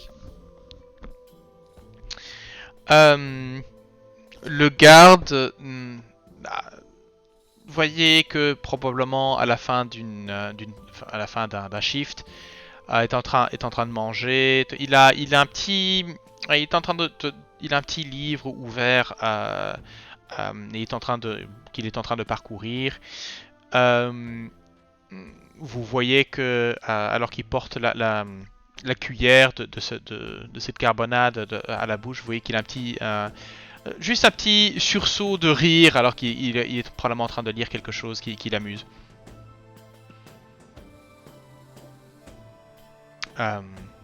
Qui s'approche? Moi, je vais m'approcher en tout sautant un petit peu. Genre. Et il se retourne de manière nonchalante. C'est vraiment quelqu'un. Vous voyez, il est fatigué. Mais pas particulièrement aux aguets. Oui, juste tout. Pour poser un jeu. Ah. Je peux vous. Comment je peux vous aider? Oui. Nous cherchons actuellement une personne répondant au nom de Valor. Sauriez-vous par hasard de qui il s'agit et également où nous pourrions trouver cette personne? Ouais. Valeur. Grande taille, large structure, peau violette, Certainement, une corne et demie. potentiellement. C'est bien possible. Ouais, vous Ça y ressemble. la trouverez aux écuries. Probablement une fourche à la main. Ah, Très bien. Ouais. Il y a eu un problème avec elle. La rumeur veut qu'elle a apporté un livre qui a disparu. Donc là maintenant, bah... Elle paye sa cotisation. bah, du coup, elle bosse. Aïe. Logique. Par contre, je vous préviens, elle est pas commode. Mhm. Elle est vraiment pas commode. Eh ben, on va l'accommoder, nous. Non mais non. Et puis c'est de la mène. D'après ce qu'on dit, c'est une ancienne chevalière du Cormyr. Ordre du dragon, si vous voulez ce que je veux dire. Mhm. Noblesse oblige. Oh. Et Je là, ouais. Et là, je sais pas si elle prend très très bien le fait qu'on lui fasse faire des besognes de paysans. Tu vois ce que je veux dire? Ouais, j'imagine. Elle s'est pris Ah un bah coup là. plein dans l'ego. Bah ça, mon ami, l'ego, facile à toucher. Oh, Pas j'imagine. besoin d'une lance. Ça leur fait du bien, cela. Petite idée. Si elle refuse de coopérer, je l'inviterai à venir m'aider à nettoyer les égouts. Attends, Oh, Oh non, pas les égouts. écoute l'ami. Fais ce que tu veux. Elle est pas là pour encore très très longtemps, je crois. Je crois qu'il est ineffère de... Mais voilà, maintenant vous savez. Merci, la Autre chose? Merci à toi. Bon repas et bonne lecture. Exactement. Eh ben, J'aurais pas dit mieux. merci. Il se retourne dans sa chaise pour continuer son repas. Réouvre son... réouvre le livre là où vous voyez qu'il avait gardé son pouce dans le livre pour garder sa page, enfin garder son doigt dans la page. Tout le monde ne sait pas faire pousser des marque-pages.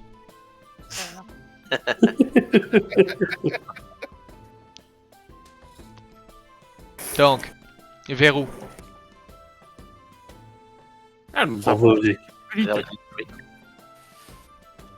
Ok. Dirigeons-nous vers les écuries. Comme vous pouvez voir sur la carte, l'endroit n'est pas loin. Mhm. Ça va nous prendre une demi-heure. Non, ça, c'est juste pour sortir de la taverne parce que la pièce elle est plus grande dedans que dehors. Exactement. Faut le temps qu'on finisse le verre aussi, attends. il y a 200 pieds, donc ouais, il y a c'est pas... Ouais. Il y a 30 mètres, quoi.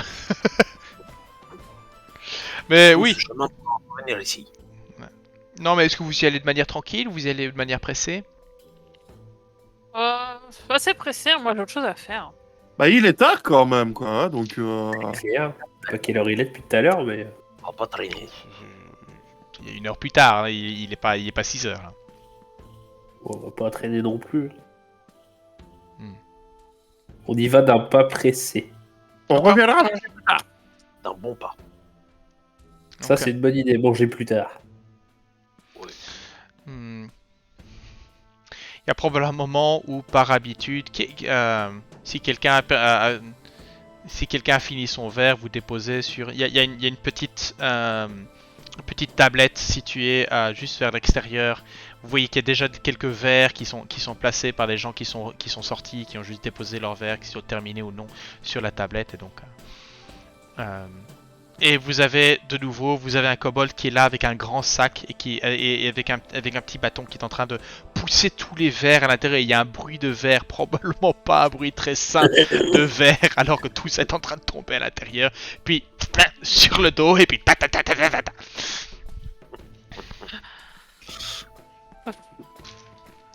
Ah ouais.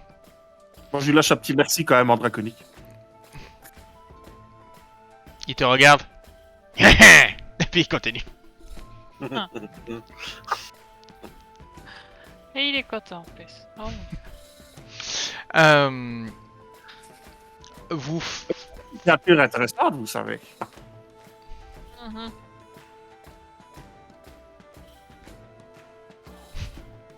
Ils ont leur utilité. Ah, oui, je ne dis pas le contraire. Sinon, il serait pas là. Enfin, j'ose espérer. Il y avait juste pas besoin de lui dire merci, c'est son boulot quand même. Tu n'aimes pas qu'on te dise merci quand tu fais bien ton travail? Tant qu'on me paye après.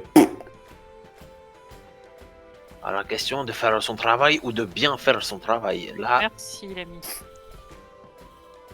mais bon, tu sais, dans un grand rouage, s'il y a un petit pignon qui manque, aussi petit soit-il, bah la machine ne fonctionne plus. Je vous écoute, hein. Je vous entends. De base, je ne vois pas l'intérêt de construire un mécanisme avec des pièces aussi instables et de mauvaise facture. Alors que la magie existe. Tout à fait. Ah mais. Et ainsi On ne sera jamais d'accord sur ce sujet-là, mais... Non, non, Ah non, effectivement. c'est sûr. ainsi va le monde. Les choses existent, maintenant il faut faire avec. Ouais, ça... Je suis bien d'accord. Alors, les kobolds, ça existe, ils ont leur utilité. Plutôt que d'aller taper ou piller tout ce qui passe, ben là, ils ont une utilité. Ouais, C'est comme Et toi, c'est tout. tu existes et tu as ton utilité. Exactement. Et j'en suis bien content. super.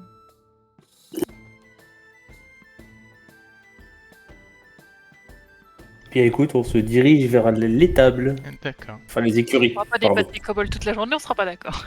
C'est clair. Les écuries, Les vous, lectures dont tu te présentais, con. les écuries, vous les trouvez donc non loin et relativement calme en fait cette période de l'année, alors que les visiteurs se font plus rares pendant les mois d'automne en direction de l'hiver, où bah, forcément dans cette région les chutes de neige sont relativement drues, épaisses. Et donc, pas grand monde.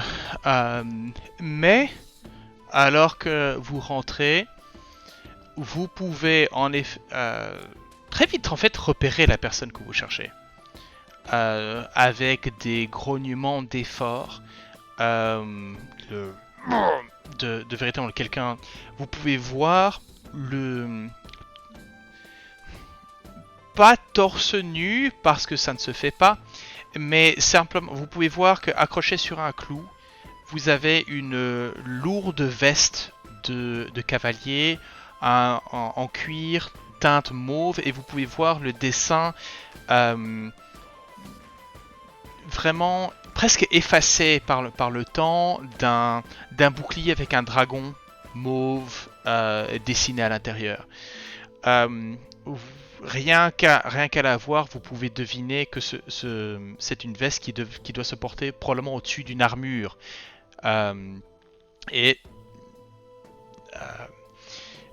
Et c'est le dos, une genre chemise de lin, pantalon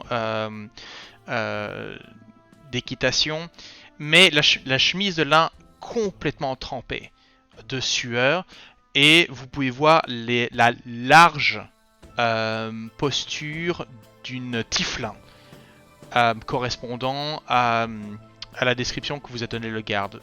Peau mauve, mais avec de nombreuses cicatrices, le crâne entièrement rasé et une corne brisée dont qui tourne comme des antilopes. C'est des genre cornes d'antilope. Ouais. Une brisée, pratiquement à ras. Et en fait, vous voyez probablement le reste de la corne à sa ceinture. Et vous la voyez, donc elle est là en train de essentiellement de transférer des ballots de foin de la réserve vers les différents étals. Bonjour. Elle ne répond pas.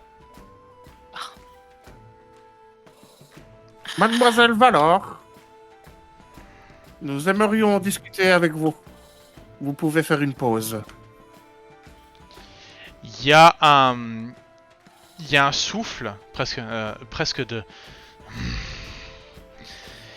Et le geste qu'elle utilise pour planter la fourche dans le ballot de paille vaut un jet d'intimidation. Elle se retourne vers vous et là vous la voyez. Donc vous êtes... Enfin... Elle fait probablement quelque chose entre 1m95 voire 2m5 de hauteur. C'est quelqu'un qui a l'habitude d'être grand, probablement perché sur sur une monture. Elle vous regarde de haut comme si c'était simplement la nature même, l'évidence même. Elle vous est supérieure de manière physique, de manière sociale. Elle le sait, c'est pas une croyante, elle le sait, ça fait partie de... Elle est juste là à se taper les mains. Là. Et vous êtes... Nous sommes l'équipe en charge de l'enquête sur le livre que vous avez amené. Nous aimerions savoir où vous l'avez trouvé.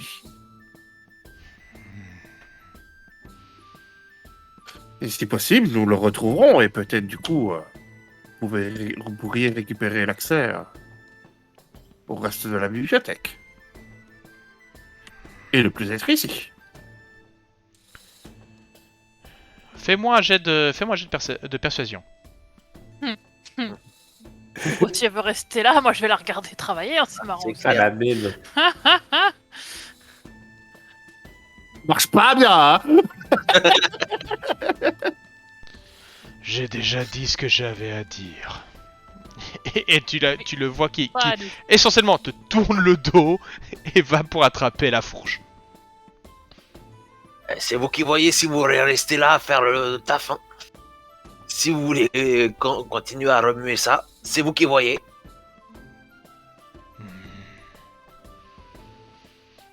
Et tu vois que... Il y a un moment... Tu vois que c'est sa main tourne... Enfin, comment ça... Les doigts qui blanchissent, les articulations qui blanchissent autour du manche du... Écoutez, on peut passer pour ceux qui cherchent les embrouilles, mais c'est complètement l'inverse. Est-ce que vous auriez... Ah, excuse-moi, vas-y, continue. Vas-y. Est-ce que ce livre proviendrait de Baldur's Gate, par exemple? Là, tu vois qu'elle se retourne et mais là, elle garde la fourche dans la main et tu peux voir que la manière dont elle l'a pas tiré comme ça, elle a tiré comme ça. Et la manière dont elle le tient, tu vois l'habitude de tenir une arme longue, une lance ou quelque chose, une pique dans sa main. Et tu vois que là, elle est en... Elle peut pas s'empêcher de prendre une pose martiale, en fait. La fourche tient dans sa main comme une lance. C'est bien possible. Bon, écoutez, on va mettre les choses au clair. Pour l'instant, de ce qu'on en sait, vous pouvez être tout autant victime que Candlekeep. On n'est pas là pour dire que vous avez cherché les embrouilles ou cherché à entuber l'administration. Potentiellement, on a déjà plusieurs autres personnes qui ont subi les mêmes désagréments que vous. Dans le tas, il y a eu un mort. Donc, je crois que vous n'êtes pas encore ce qu'il y a de plus à plaindre. Ah non, pire encore, Candlekeep est déficitaire de 3 livres. Oui, aussi. Bon. Oui, j'ai acheté ce livre. À Baldur's Gate, à l'un des étals. À un certain Rama? Non. Non, elle ne s'est pas présentée. Elle. D'accord. Hmm. Elle juste... Le livre que... Je cherchais quelque chose pour rentrer ici. Clairement. Oui. Et elle m'a vendu un livre sur The Dark Angle. la fin de Ada. Il s'agissait d'une série de ce qu'elle me disait, de traités sur une entité qui s'appelait Hadar.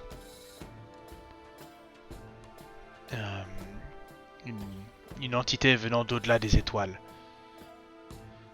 Je me suis dit que c'était suffisamment ésotérique pour me faire passer et pendant un moment, oui.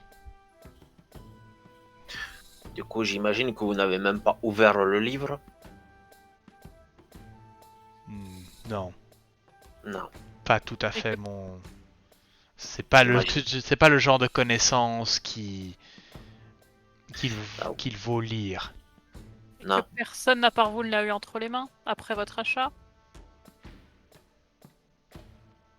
Je sais garder un œil sur mes affaires.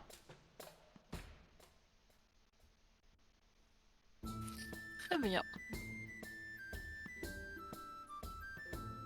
Vous souviendriez-vous par hasard du nom de l'étal?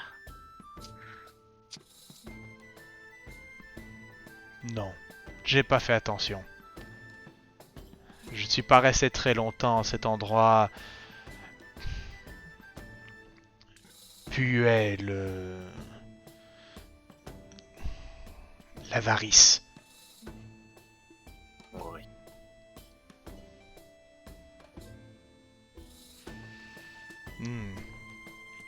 J'ai trouvé le livre, j'ai payé pour 2 fois maintenant.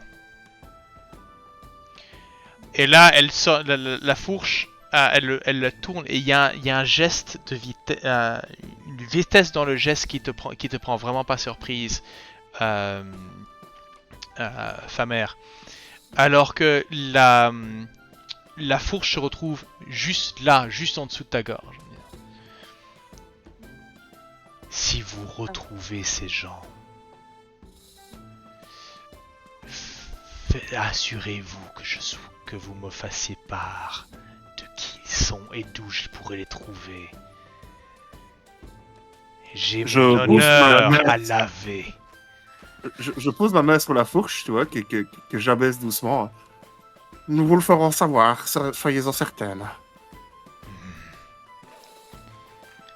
Elle se retourne sans un mot et tu peux voir que là, elle fait sauter la fourche dans la main et il y a un lancer dans la botte suivante qu'elle va ensuite chercher et puis elle continue à travailler.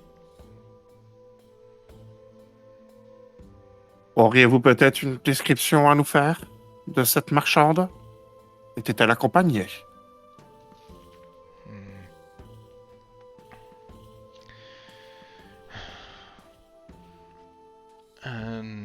Alors. Voyons. Dans ce temps-là, je note sur mon petit carnet le menace sur magistrat. D'accord. C'est bizarre, ça m'étonne pas. Est-ce que c'était témoin numéro 1, témoin numéro 2. Est-ce que c'était vraiment une menace? Ah, moi je le prends comme tel. D'un D'accord. point de vue purement technique, c'est une menace. Si ça avait pas été aussi vite, j'aurais pu m'interposer. Les sous-entendus ne rentrent pas dans mon moyen de communication. Il te parle d'une femme. Donc elle décrit une femme peut-être début quarantaine. Quelques premiers cheveux, quelques cheveux blancs dans une sous une coiffure, des cheveux plutôt noirs.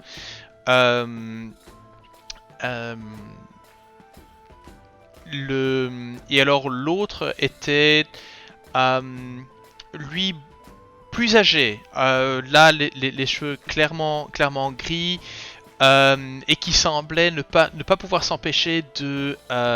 et ça c'est quelque chose qui, elle l'a remarqué parce que ça l'irritait, n'arrêtait pas de chantonner sous son... allez... humming, donc ce serait... ouais, chantonner, marmonner... Mhm. Est-ce qu'il et- porte des vêtements colorés?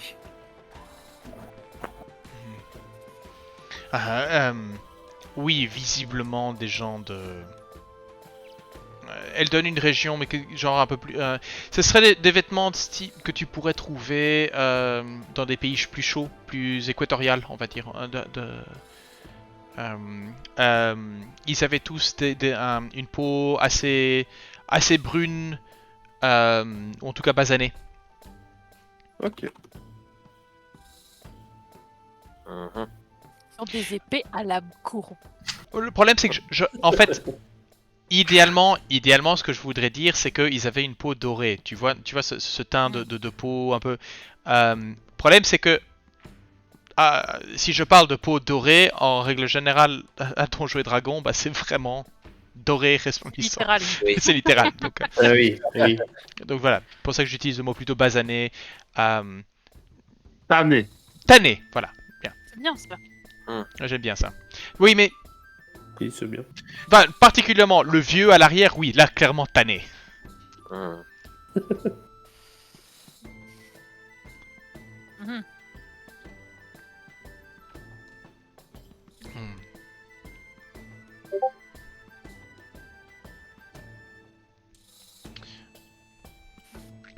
Je ne Donc, sais pas si vous avez d'autres questions.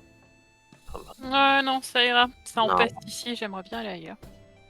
A priori, ça ira pour moi aussi. Pas d'autres questions. bien.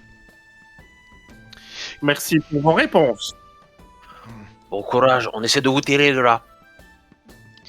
Ça va mieux. Elle vous écoute plus. Oui. Allez hop. On va aller manger maintenant. Vous retournez alors. Ah, c'est vrai qu'on a interrogé 2 personnes, hein. C'est l'heure de la pause, on est fonctionnaire. C'est l'heure de l'apéro. Hein. Eh bien, vous savez quoi? Je vous propose justement qu'on suive les consignes du syndicat et qu'on fasse une petite pause ici. Et pendant ce temps-là, vous me direz ce que vous... quand nous nous retrouverons, vous nous direz ce que vous faites. Voilà, et donc pour ceux qui nous regardent, eh bien, nous vous retrouvons pour la deuxième partie dans quelques temps. Voilà. Merci. Salut.